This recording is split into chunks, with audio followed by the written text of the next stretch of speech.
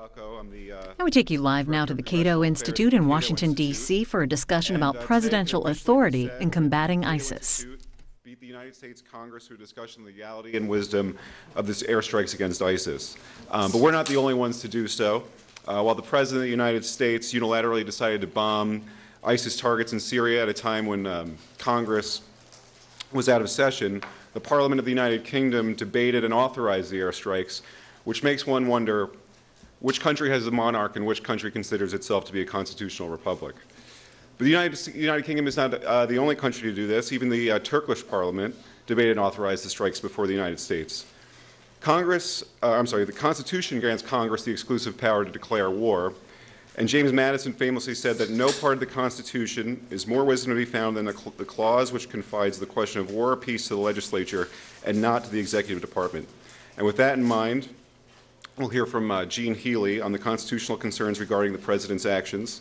But even if Congress debated and authorized these airstrikes, would such an action be in the United States' national interest? Would the public support yet another war in the Middle East? And is there a clearly defined mission? Chris Preble will explore those questions in depth, and before I turn it over to our speakers, I'll introduce them briefly. First up will be Gene Healy, who is a vice president at the Cato Institute. His research interests include executive power and the role of the presidency, as well as federalism and overcriminalization. He's the author of The Cult of the Presidency, America's Dangerous Devotion to Executive Power, and False Idol, Barack Obama and the Continuing Cult of the Presidency. He's also a weekly columnist for the Washington Examiner. He holds a BA from Georgetown University and a JD from the University of Chicago Law School. He'll be followed by Chris Preble, who's a vice president for defense and foreign policy studies at the Cato Institute. He's the author of several books, including The Power Problem, How American Military Dominance Makes Us Less Safe, Less Prosperous, and Less Free, and John F. Kennedy and the Missile Gap.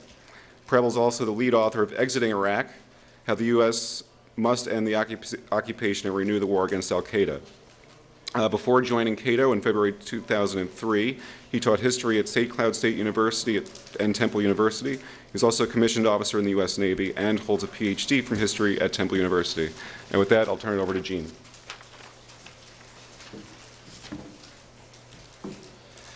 Thank you, John. Thank you all for being here. In the Division of Labor this morning, I'm going to talk about whether what the President's doing is legal, and Chris is going to talk about whether it's a good idea.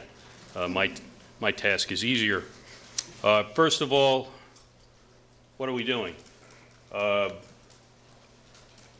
Since early August, the President has launched a couple of hundred airstrikes on either side of the Iraq-Syria border, most of them against ISIS targets, though 2 weeks ago he also threw 47 Tomahawk missiles at the heretofore unknown Khorasan group in Syria, which we're told threatens to bring down U.S. passenger planes by setting off explosive clothes. What are we calling what we're doing? Well, the bombing has gotten a little ahead of the branding. At this point, we're going by the placeholder designation, Operations in Iraq and Syria. As the Wall Street Journal reported last week, we're actually running out of cool names for the operations we launch. We thought about Operation Infinite Resolve, apparently, but we dropped that, and as you can see there, the Journal is running a contest for name that military operation, hashtag Operation Name. If any of you have good ideas, get on Twitter for that. What's the legal basis for this conflict to be named later? In his nationally televised address on September 10th, the President said, "I have the authority to carry out this what do you call it?" But where that authority was supposed to come from was anything but clear, least of all, it seemed, to the administration itself. After several weeks of various fits and starts and trial balloons, 2 weeks later we got an official statement from the President in the form of a notification under the War Powers Resolution on September 23rd. He mentions several potential sources of authority there, and I think we can group them into three separate rationales. The Commander-in-Chief and Chief Executive, constitutional rationales. Then he mentions two sources of potential domestic statutory authority, Public Law 107-243, that's the 2002 Iraq War Resolution, and 107-40, the authorization for the use of military force, or AUMF, that Congress passed 3 days after 9/11 to authorize the impending war in Afghanistan and an ongoing war with al-Qaeda. Let's look at all three. Starting with Commander-in-Chief and Chief Executive. Well, the Commander-in-Chief clause is not a particularly fruitful source of authority for launching a military operation. As Hamilton put it in Federalist 69, this means no more than that the President will be, quote, the first general and admiral of America's military forces. And generals and admirals have an important role, but they don't, in general, get to decide whether and with whom and where we go to war. As far as the Chief Executive goes, this was the vesting clause, the Article 1, Section 1, Clause 1, the executive power shall be vested in a President of the United States of America. This was a source of authority for what you might call strong Unitarians like John Yoo, the legal architect of the Bush administration's War on Terror presidency. They conjured vast military authority out of the penumbras and emanations of Article 2, Section 1. One problem with that is virtually nobody from the founding era seems to have understood the executive power in that way. You go to the architect of the presidency itself, Pennsylvania's James Wilson, the man who at the Constitutional Convention introduced the motion that the executive should consist of one person. And he said at that point that the executive power was principally the power to execute the laws. When it came to declaring war, Wilson said at the Pennsylvania Ratifying Convention, the system will not hurry us into war. It is calculated to guard against it. It will not be in the power of a single man to involve us in such distress because the important power of declaring war is vested in the legislature at large. And the framers were consistent on this point, even Alexander Hamilton. There's a series of pamphlets, a series of early debates between Hamilton and Madison over Washington's neutrality proclamation in 1793. And Hamilton, writing as Pacificus, says, quote, it is the province and the duty of the executive to preserve to the nation the blessings of peace. The legislature alone can interrupt them by placing the nation in a state of war. Madison, for his part, as Helvidius, no part of the, I think John referenced this quote before, in no part of the Constitution is more wisdom to be found than in the Declare War Clause. He continues that were it otherwise, the trust and the temptation would be too great for any one man. So nobody thought that the president had the inherent constitutional power to launch wars at will, Congress be damned. But to be fair, the Obama administration hasn't placed a great deal of emphasis on broad theories of presidential power in order to justify this latest war. Justifying war on a pure presidential power theory is for bad people like Dick Cheney and John Yoo. The Obama team tries to shy away from that sort of thing, so they've instead embarked on a somewhat desperate search for legal cover outside of Article 2 under authorizations for the use of military force passed by other Congresses for other wars. Who needs John Yoo when you can get what you want by torturing decade-old authorizations for wars past? In the Obama theory of constitutional war powers, Congress gets a vote, but it's one vote, one Congress, one vote, one time. Maybe two times. The president identifies two possible sources of statutory authority, both over a decade old, both passed by different Congresses for different wars. One of those is the Iraq War Resolution, passed in 2002 to authorize the president to disarm Saddam Hussein and enforce various UN Security Council resolutions.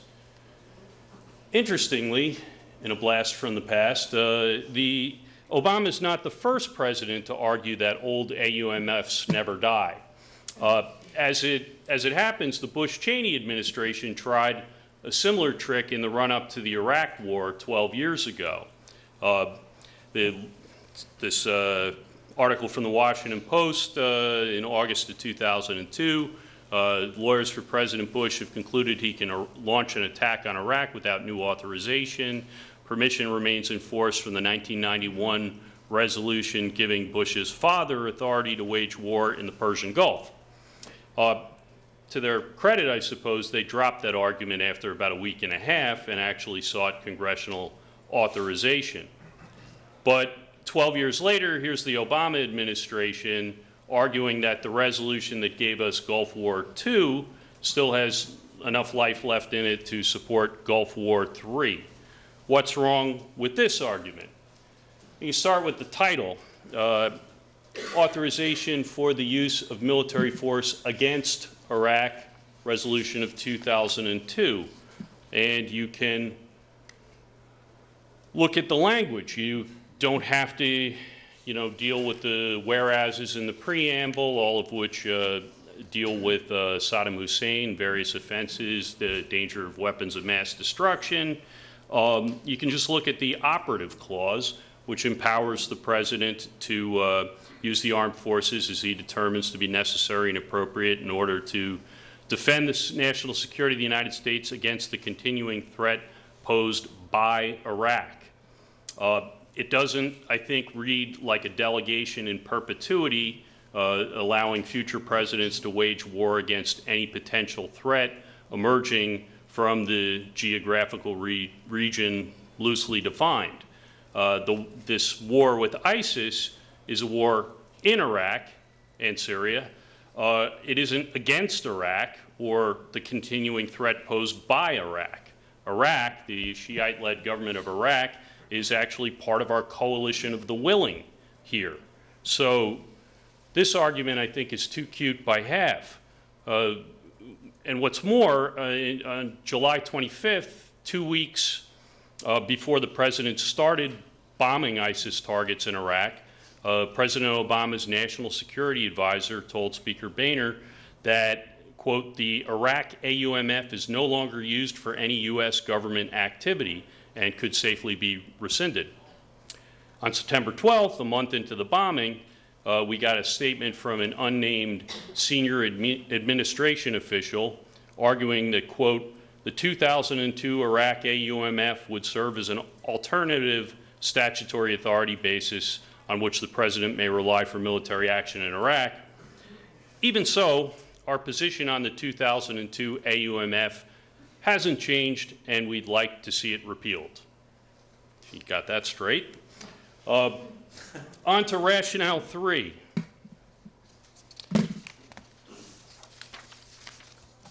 The administration seems to have settled for its primary source of legal cover on the 2001 AUMF.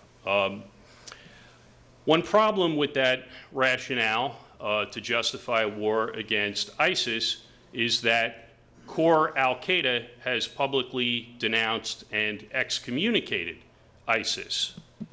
Our unnamed senior administration official has a legal workaround for that as well. Because of the group's long-standing relationship with al-Qaeda and its position, supported by some individual members and factions of AQ-aligned groups, that it is the true inheritor of Osama bin Laden's legacy, ISIS, the argument goes, fits within the AUMF despite this public split between al-Qaeda's senior leadership and ISIS. That is, some time ago, they used to be friends, and many in the jihadi community think that ISIS is hot stuff. Well, it's hard to see what any of this has to do with the actual language of the AUMF. ISIS certainly, wasn't around to plan or aid the 9/11 attacks, and it's difficult to see how they are quote unquote, harboring an organization that excommunicated them? Are they supposed to be a so-called associated force of a group that refuses to associate with them? Or is, as some have suggested, is the administration's legal theory that the torch has been passed to a new generation and ISIS is the proper successor to al-Qaeda under the AUMF? Well, either way, it doesn't really matter. As far as the administration sees it, they're covered. All of which I think leads us to a larger problem. It's something that it is long past time that Congress grappled with. Now, Obama, it's true, is hardly the first president to wage war without congressional authorization. But for the bulk of the 20th century, presidential wars were geographically limited in scope. They were often these frolic and detour operations, short and sharp departures from the peacetime norm. In the 21st century, we've arrived at a new normal, war without temporal, geographical, or legal limits. War, in other words, as our default setting. The Pentagon envisions a war that will go on for at least 10 or 20 more years under the AUMF. It's possible then that the AUMF will serve as the basis for President Chelsea Clinton's kill list in 2033. The droning will continue until morale improves. Recently, a report from PolitiFact, or a subdivision of PolitiFact, PunditFact, evaluated a reporter's claim that Obama had bombed more countries than George W. Bush, and they rated it true. But they couldn't settle on a precise number. And the report included the intriguing sentence that both presidents may have bombed the Philippines.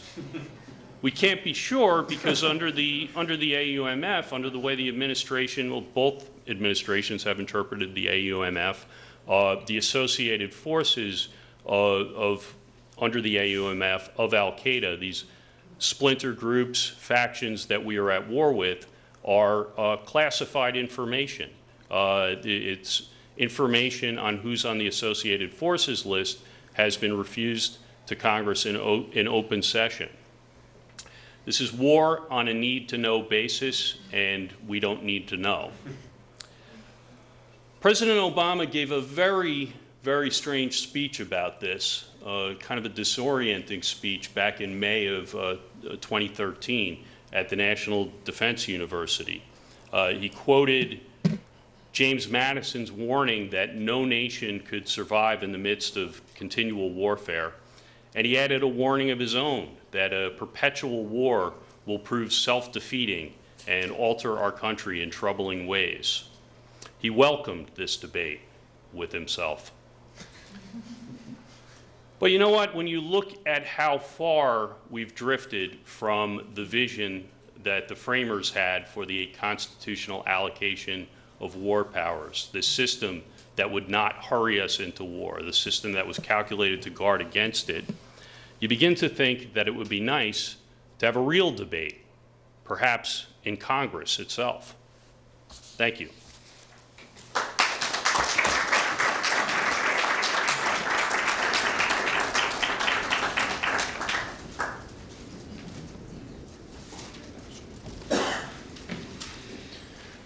Thanks, Gene. Thanks to everyone for coming out today, standing room only. Looks like a playoff game.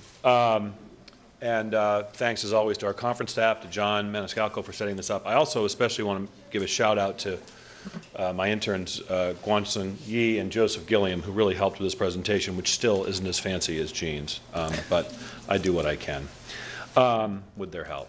So in anticipation, hope really is probably a better term, that Congress will fulfill its obligation and actually debate the war that we are fighting today in Iraq and Syria. I was thinking about some questions or considerations that might come up in the course of that debate. And not very originally, I went back to one of my favorite documents from the Cold War era. In 1984, nearly 30 years ago, in November of 84, at the National Press Club here in Washington, Caspar Weinberger, who was President Reagan's Secretary of Defense, outlined 6 tests to be considered when weighing the use of U.S. combat forces abroad. Now, you have to remember the context here. This was after the disastrous mission in Lebanon, the bombing of the Marine barracks in Beirut, but it also was after the attack on Grenada. So there were 2 kind of cases that Weinberger had in mind, and these are wars of choice, right? These are not a question of whether or not the United States would use force when our vital national security interests are at risk, but more ambiguous cases. And it's a fascinating document. I actually went back. It's called the Uses of Military Force. You can find it easy enough on the web, on the internet. I'm not going to read all of the different passages. I'll just highlight a few. The emphasis is actually in the original. The underlines are in the original. This is a focus on combat troops. The first point is our vital interests, or that of our allies. That's a critical consideration. We should commit to the mission wholeheartedly as a country. That seems fairly reasonable, fairly obvious. Again, this is kind of one of the outgrowths of the Vietnam conflict, where the argument was we went to war without really the will to carry it through to its conclusion. Another point is that we should have clearly defined political and military objectives, that we should continually reassess our objectives and the forces that we have committed to achieve them, that we have the support of the public and the Congress. And the last point, I always emphasize this, it seems a little banal, but it bears repeating. You know, we don't commit U.S. forces to combat unless, except in a last resort. And again, this is one of the great benefits that we, the United States, have that other countries don't have, that we have this extraordinary security that we sometimes take for granted, and so we have the luxury of choice, which other countries don't have. So, and these ideas, these concepts have persisted through the years after the end of the Cold War. It turns out, we now know that Weinberger's military aide at the time was Colin Powell. He played a key role in drafting the speech that Weinberger gave in 1984, and then General Powell himself articulated a similar set of rules when he was Chairman of the Joint Chiefs of Staff. And so these criteria loosely, or criteria like them, are often referred to as the Weinberger-Powell Doctrine. A few years ago, in my book, The Power Problem, which John mentioned, I came up with my own list, and I borrowed liberally from the Weinberger-Powell Doctrine. And I just want to lay those out for you briefly. Again, you'll see some clear parallels between the 4 that I lay out. I just had 4, he had 6, but there are some similarities. I do think that there should be a compelling U.S. national interest, security interest at stake. I think there should be strong public support, and I think that strong public support should be manifest in a congressional debate and a congressional authorization, at least, ideally a declaration of war. It's a rather old-fashioned concept, but it's still on the books, after all. The mission should be defined, clearly defined, understandable, and reasonably attainable. We kind of understand what we're trying to achieve and whether or not we can achieve it. And lastly, again, the last resort argument. So I lay those out there, and again, I've used these in the past, and I say to people, if you don't like these criteria, you think they're too stringent, that's fine, come up with your own. But you know, somewhere along the line, we should assess whether or not going to war is a good idea in the first place. And so setting out some sort of criteria seems to make sense. So the question is, how does the current ongoing missions in Iraq and Syria measure up against these criteria? Well, the first one is a compelling U.S. national security interest. And here I think you can see two sorts of approaches.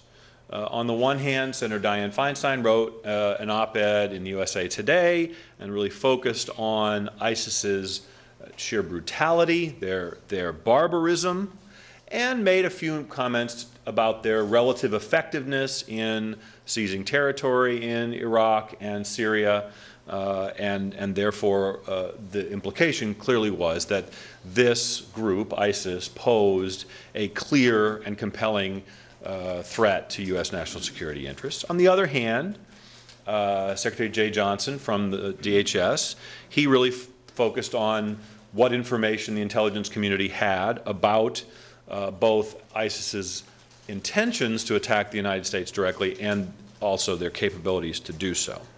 And there are a number of other quotes that I could show up here. I just picked two. The point being that I think it is that ISIS poses some threat to the United States, some security threat, but not a particularly grave one, and certainly not an existential threat. I think we've gotten away from that sort of language. I certainly hope so. So it's a debatable point. Is there a clear, compelling U.S. national security interest at stake? Well, again, we can debate that, and let's debate that. The second point is public support. Is there strong public support? Well, it depends. So the first thing to note is that nearly 3 out of every 4 Americans favor airstrikes against ISIS. In both, and again, as the question is worded, this is one of the recent questions from just the end of last month. There are other questions that have been asked, but the point is there is an emphasis on both Iraq and Syria. And John referenced the debate, of course, the debate that has gone on in other countries has really tried to differentiate between attacking targets in Iraq and attacking targets in Syria. We can talk about why that is in the Q&A. But the way this question was asked to this sample of the American people, it clearly explains this is not just attacks in Iraq, but attacks in Iraq and Syria. So nearly 3 out of every 4 Americans favor airstrikes.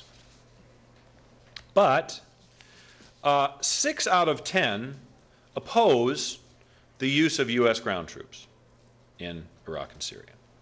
Now, this is not really so surprising, right? You call it what you will. The bitter memories of the wars in Afghanistan and especially in Iraq.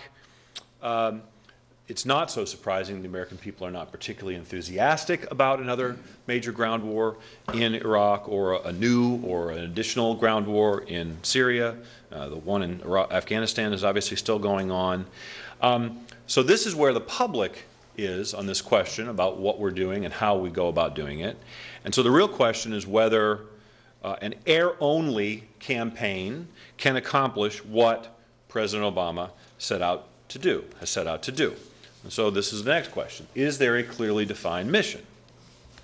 Well, in his speech on September 10th, he suggested that an air-only campaign could both degrade and ultimately destroy ISIL. Now, he said it was a comprehensive and sustained counterterrorism strategy, as it says, but he also said, and this got at least as much attention in the media as anything else he said in the speech, we will not get dragged into another ground war in Iraq. So the president's statement to the American public was that he thought we could degrade and ultimately destroy ISIL from the air with, of course, assistance of those forces on the ground. Now, it turns out not so fast. In fact, just this morning, the Washington Post is reporting that retired Marine General John Allen, who's President Obama's special envoy to coordinate the interagency, to deal with the interagency process effort against the Islamic State, General Allen has directed that everyone should stop using the word destroy when describing the mission. He said the word was too imprecise. Degrade is better. The Post, as an aside, says he might also have said it's impossible to do this. But anyway, the president has said destroy. General Allen has said, nah, let's not use that word. So there's some debate even within the administration.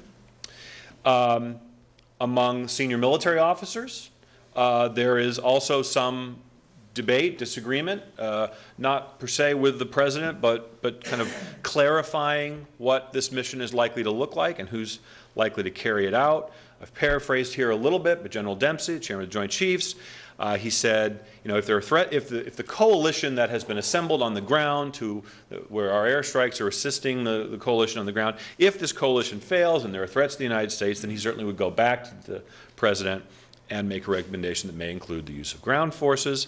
The following day, General Odierno, the Army Chief of Staff, he emphasized you've got to have ground forces that are capable of going in and rooting them out, that is ISIS, but it's very clear both in the kind of the context of General Odierno's remarks and what else has been said, that he wasn't talking about U.S. ground forces. He really was placing quite a bit of emphasis, as General Dempsey had, on the ground forces there, the forces in the region. So there's still a question. If there must be boots on the ground, must they be American boots? And as I say, some say not necessarily, or at least in the case of General Dempsey, wait and see. On the other hand, others are equally convinced that only U.S. combat troops, only U.S. combat troops can accomplish the mission, and that their need is urgent. It is urgently required now in both Iraq and Syria, not wait and see if the forces on the ground there can deal with this problem. Senator Lindsey Graham on the 14th of September, Ambassador John Bolton on the 15th, and most recently Senator Graham today in the Wall Street Journal with Senator McCain, again making the case that this mission cannot be done from the air. And this is a quick quote from that article, which again I just read a few hours ago. Mr. Obama's political goal, this is what Senators McCain and Graham say, the political goal, a transition from Assad to an inclusive, sustainable political order in Syria. This goal will require the U.S. to militarily degrade the Assad regime, upgrade the moderate opposition, change the momentum of the conflict, and create conditions for a political solution. And the clear implication from this is that means a much heavier U.S. presence than what is currently under consideration. Again, this is a debatable point. Others aren't so sure. I refer you to Walter Pinkett's column in the Washington Post, which comes to a different conclusion, for example. So this is, again, a debatable point, one worth debating. The last one is this a last resort? And it gets a little bit to what I've already said. Is this particular war of choice, these particular wars of choice, maybe we should define it by the number of countries that we're bombing, is it essential to U.S. national security? Do we not have other options yet, aside from U.S. combat troops? Again, could this be prosecuted from the air in support of others on the ground? Or is there no other alternative than to right now send U.S. combat troops, more than simply advisors, more than simply people helping direct the strikes on the ground, perhaps tens of thousands of U.S. combat troops into Syria and back into Iraq. Again, a couple different statements suggesting that's not yet the case. General Dempsey from late August and Secretary Kerry from middle of last month, is that there is still the expectation that the countries in the region and the countries who are most directly affected, threatened by ISIS, still have the most at stake and therefore will do most of the heavy lifting. So, to return to my 4 rules, is there a compelling U.S. national security interest? Again, I think this is a debatable point, one that is worth debating. We can talk about the nature of the ISIS regime, not merely their barbarity, which no one disputes, but their capacity for carrying out additional attacks and perhaps even their intentions and their capabilities for attacking us here in the United States. I think that is a debatable point and continues to be debated, so let's throw that in the mix. Is there strong public support? Well, yes, but there is strong public support for punishing ISIS for that mission, which seems perfectly reasonable given the circumstances, but not the mission that we appear to be embarked on, which is to change the political order in 2 countries, or at least one, and to shift the political order in Iraq, if not outright change it. And this gets to the third point. Is the mission clearly defined and reasonably attainable? And I say no, because of the strong public support that is the public opposition to ground forces, which was expressed so clearly in the poll that I showed, but not just that one, and others. And finally, is this a last resort? I think not, partly for the reasons that I've laid out. So again, I've used these sorts of criteria many times in the past. They're not particularly original, and I don't intend them to be, right? The point is that they don't need to be particularly original.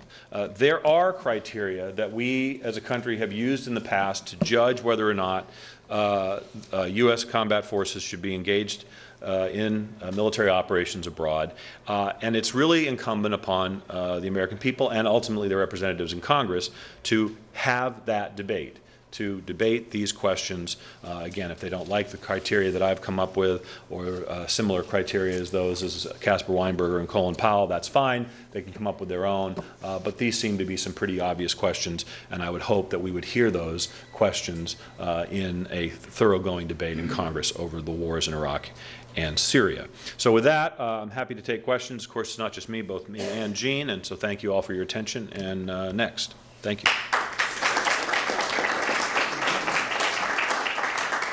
We do have time for some questions. Anyone? Yes, back. I don't think we have mics, so if you just raise your voice. Stand back. Leanne Bernstein, Rianella Street.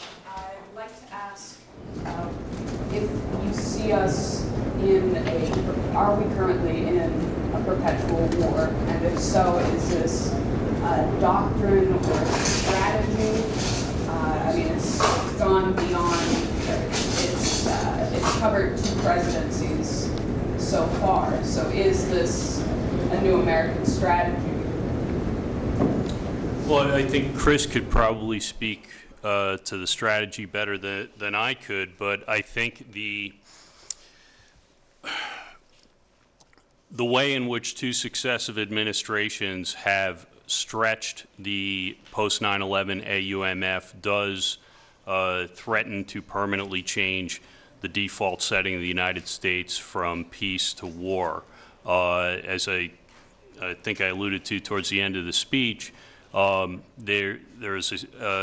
as we get further away from 3 days after September 11th, we have groups that of various composition, various connections to core al-Qaeda, varied intentions or lack of intentions to hit the United States homeland, we are becoming increasingly divorced from the original legal basis of the war against al-Qaeda. And I do think it's quite shocking that this was in 2013, Senator Levin asked, at an armed services hearing, asked a Pentagon official for a list of these associated forces, and he was told that while he might be provided with a list, the list could not be shared with the public because the associated forces that were on the list could harm national security because just by naming the people we were at war with, for example, are we at war with al-Shabaab in Somalia? We don't know. Just by naming them, they could gain credibility and so jihadi street cred, and that would make them even more of a threat to the United States. I mean, this is an insane rationale. If anything should be publicly debated, it should be the most grave question that we can deal with as a society, and I think that's the question of war and peace. That's certainly what the Constitution envisioned, certainly what the framers envisioned, and as we go, we're at 13 years into the history of the AUMF. The Pentagon sees up to 20 more years. It becomes a complete pretense that we've got any kind of real congressional authorization for this. That's being treated as a delegation in perpetuity to a succession of presidents to do more or less whatever they want that they think is in the name of national security. And that's not the way our system is supposed to work. I could add to that this problem actually predates 9/11, and you could argue that it goes back to the the existence of a standing military force, which was also never the founders' intention, right? They consult your Constitution. It talks about raising an army and maintaining a navy, and that was not just a semantic gimmick. That actually had real meaning to them. And so the fact that the president no longer is required to call up forces is why you don't have declarations of war. You don't have Congress debating whether or not particular forces are necessary, because they are extant. They are at his disposal. And this goes back to the Cold War era after World War II, where we maintained a much larger military than we had prior to World War II. And so I think this is a problem that actually predates 9/11. Any other questions? Sure. I'm Sharon Bogat, Voice of a Moderate. I have a quick question. Average people, when they start looking at who funded ISIS to begin with, when they look at the fact that the people that are going to fight, their passports were not revoked. Like they revoked Edward Snowden's passport, but the people coming back that fought in ISIS, they actually said on 60 Minutes, they're not going to revoke their passports, but they'll watch them carefully. Now we're looking at this as an extension of the war on terrorism. So is this really a new war, or is this just an extension of this so-called war on terrorism that we're going to be fighting, like you said, for about 20 years? You know, sometimes it makes less sense to talk about wars in plural, and maybe we should spend less time coming up with new names for new operations and just speak of war in the singular. This is, you know, what's envisioned to be a 30 years war. Even as the president has told us that the threat from core al-Qaeda has receded dramatically, and even as the president told us in his nationally televised address that we have no intelligence that suggests a direct threat to the United States homeland. Yeah, you know, pick whether you want to call it wars or war. I think there's a case to be made that it's a continual war. Sure, in the middle. I like the definition or the clarification of deciding when a war is absolutely necessary and trying to define that, but I think it becomes extra tricky when you're dealing with non-state actors, because the exit plan and to say this is the moment that the war is over is no longer possible when you don't get surrender in the way we used to. Right, and that's an excellent point, and I think that gets to what Jean just said, is that because we have declared war on effectively the tactic of terrorism less so than the people who employ it, that, you know, by calling it a war on terrorism, it's an open-ended war truly against, and so we've seen it in the kind of evolution from al-Qaeda to ISIS, two organizations that are bitter enemies, and yet we're trying and so far succeeding in treating them effectively in the same way. I wish I had a better answer. It's a good question. I do think there's some evidence that terrorist organizations over time fall apart for various different reasons. Some pressure on them can contribute to that collapse. Some that are particularly dependent upon strong leaders are defeated or become less relevant as those leaders are eliminated, either killed or jailed, etc. And so there are different strategies that are appropriate at different times. Sometimes the political context, sometimes the political dispute that a particular terrorist organization is fighting about changes, and so their goals change. So I think it always has been true that we should deal with these more discreetly than lumping them all together. Sam Fletcher, I'm a staffer here at Hill.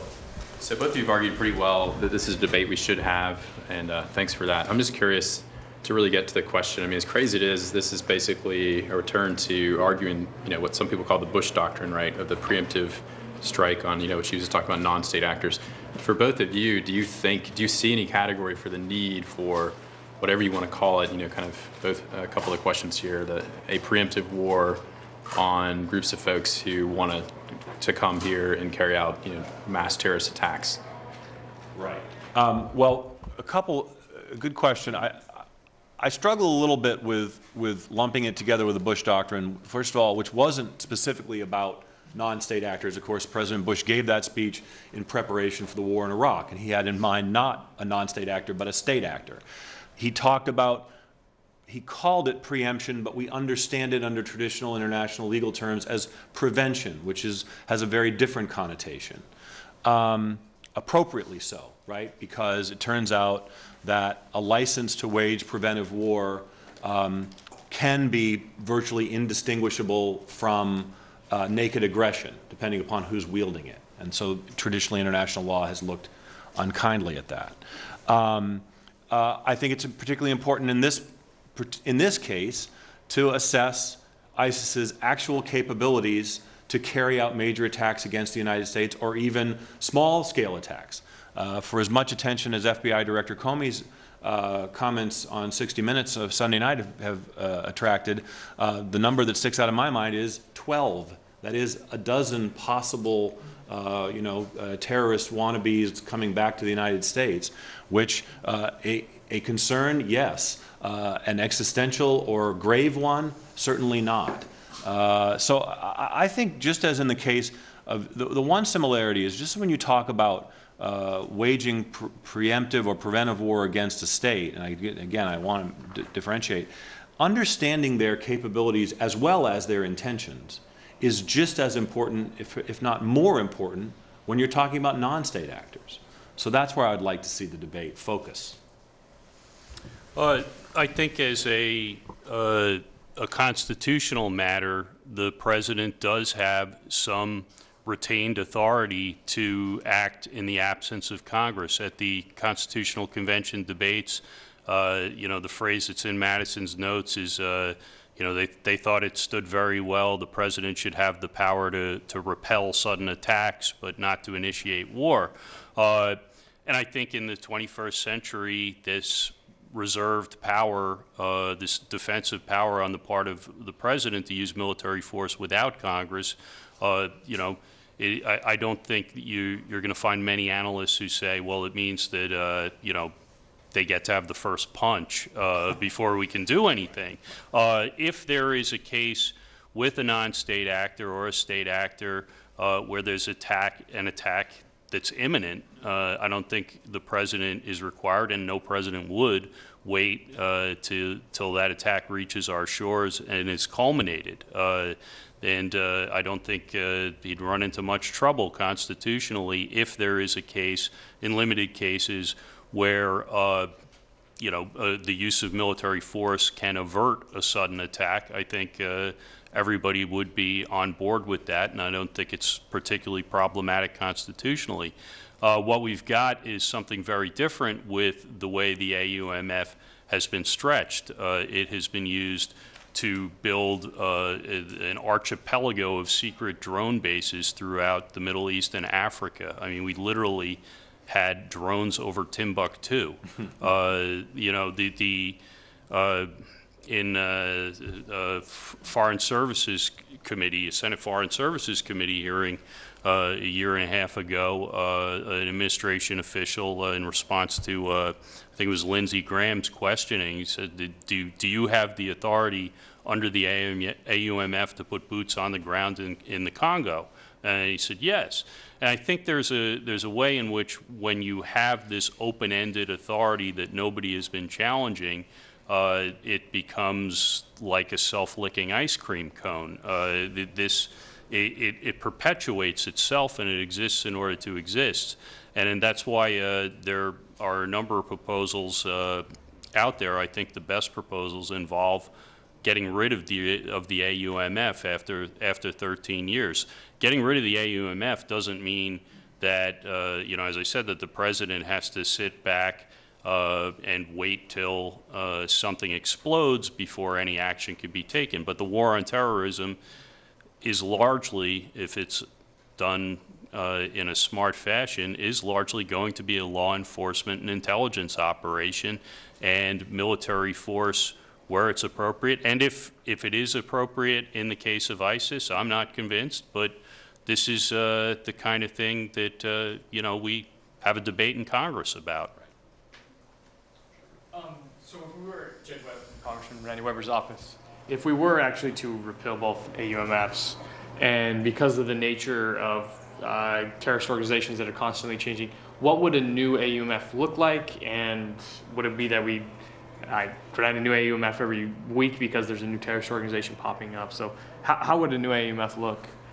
Well, there are a number of proposals. The Adam Schiff's bill authorizes, as I've looked at it, authorizes limited operations against ISIS. It repeals the 2002 AUMF right away, and it repeals the 2001 AUMF in, I believe, 18 months. Again, I think I don't think there's an alternative proposal by Jack Goldsmith and some others where you have a rolling authority to add new groups if they meet certain administrative criteria to the associated forces list. And Without I think debate. Right. yeah, although I think under that proposal we actually get to know who gets added. I don't personally think that's necessary for the reason that I talked about a minute ago, that if new splinter groups that not covered by the frankly, most of these groups are not covered by the AUMF by anything like a good faith, plain language reading of the AUMF. Again, I think in the case of an imminent threat, there's some reserved authority for the president to act unilaterally if that's necessary and it's imminent. If there's a group like ISIS that emerges and the claim is that we need military force to deal with this group, then we have the debate and we authorize that. But there's not a lot of evidence that I'm aware of that these proliferating, splintering al-Qaeda offshoots all represent that kind of threat. If that kind of threat emerges, we can get authorization from Congress, or we can, in extreme cases, that there can be some action taken on the president's own. Yeah, the only thing I would add to that is they have strained the definition of affiliated groups past the breaking point here, okay? There is some flexibility, perhaps more flexibility than either Gene or I would like, but there is some flexibility in the existing 2001 AUMF, which a good faith, reasonable, interpretation would have allowed and has allowed since 2001, but they're past that now. In fact, in the legislative history of the 2001 AUMF, the original Bush administration proposal was much more open-ended and included a phrase something like to deter and preempt all future acts of terrorism against the United States. And Congress, even in the traumatic aftershock of 9/11, rejected that language and settled on more limited language. But I think if you look at what's happened over the last decade or so, two presidents are proceeding as if the original broader open-ended delegation is what Congress passed. He had did you have a question? Nico Boyle, Representative Hurt's office. I was wondering if you anticipate any mission creep if we continue on the current path, whether arming the Syrian rebels will cause them to turn against Assad before helping us with the ISIL threat, or if bombing ISIL will actually strengthen Assad's position in Syria. It's fair to say that I'm always worried about mission creep, but I'm particularly worried about it in this particular instance. The political realities on the ground in Iraq, but especially in Syria, are such that if we hold to a very expansive goal, which is to reorder the political system in Syria, then yes, I am very worried about mission creep. I'm worried it will not be accomplished from the air in support of forces on the ground. I'm worried about which forces we're helping. I'm worried about what happens if those forces actually win, whether or not they behave as we want them to or as they say they're going to behave. I think there are many reasons to doubt that that's true. Again, there's reasons to doubt it all the time. There are particular reasons to doubt it in Syria. In the case of Iraq,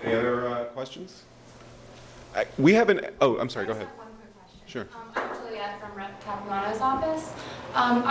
There was a lot of talk at the start of this about the War Powers Act, and I just kind of wanted your guys' opinion on whether or not that could have really been used to authorize these strikes in the first place.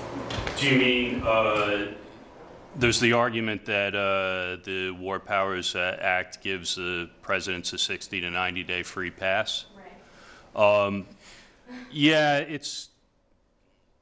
President Obama is not the first president to make that argument. They made that argument in the Libya kinetic military action, and then when they blew through the 60-day deadline without authorization, he got State Department legal advisor Harold Koh to draft an opinion that said that bombing Muammar Gaddafi, it was not the sort of hostilities we envisioned. Sure, we were dropping bombs on them, but we weren't engaged in hostilities within the meaning of the War Powers Act. The idea that I think they floated the argument that they had a 60-day free pass obliquely early on in this operation. Now they are relying principally on domestic statutory authority and mainly under the 2001 AUMF, and in which case they're saying it's already authorized, so they don't need further authorization from Congress. It's not already authorized, and the other argument is no good either. The War Powers Resolution itself, it says that nothing in the resolution is designed to alter the territory of the constitutionally of the President and Congress's war powers. Nothing in the Constitution gives the President 60 days to run amok before it's an illegal war. So it's not a good argument, but it is an argument that other presidents have used, and some congressional scholars like Louis Fisher, who feel very strongly about that wars should be authorized, have even said that we ought to repeal the War Powers Act because it has this supposed ambiguity that presidents have seized upon. I want, just before we close, since Chris gave credit for the folks who helped him out with his PowerPoint, I'd be remiss and maybe in trouble if I didn't mention that my lovely and talented wife, Caitlin, prepared my presentation, which was technically far beyond my capabilities. Everything I prepare looks like a caveman wrote it in the ground with a stick. But that presentation was hers, so thank you, Caitlin. You want to take one more? Do one more question? Sure. Just do it. For Mr. Healy, one other thing you bring up is the UN Article 51, correct? Mm-hmm. Which, again, I don't know if you have any thoughts on that since it gets into international law, but just curious to hear your thoughts on that. Well, it's not a good argument to begin with, and it's not applicable in this case. Wasn't applicable in the Libya case, or actually it was. Yes, it was applicable in the Libya case. Poorly. But no, I mean, Louis Fisher, who I mentioned a second ago, has done a lot of work on this. The UN Authorization Act it was passed with the understanding and in the language that there's separate authorization from Congress. That what the Security Council does is relevant to the status of the operation in international law, but it doesn't provide domestic legal authority. I mean, when we joined the UN, we did not, Congress could not, the Senate could not have in perpetuity delegated congressional war powers. So, that argument may be relevant to a question of international law. It can't give you what you have to get from Congress, which is domestic legal authorization for the use of force.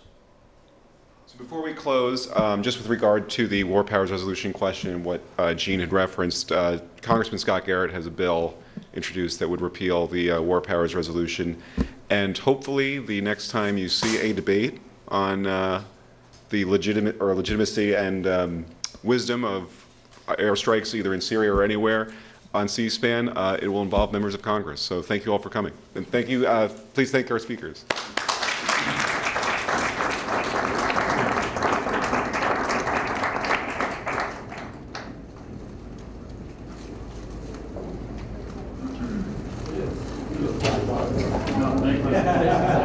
Yeah, it was much better than mine.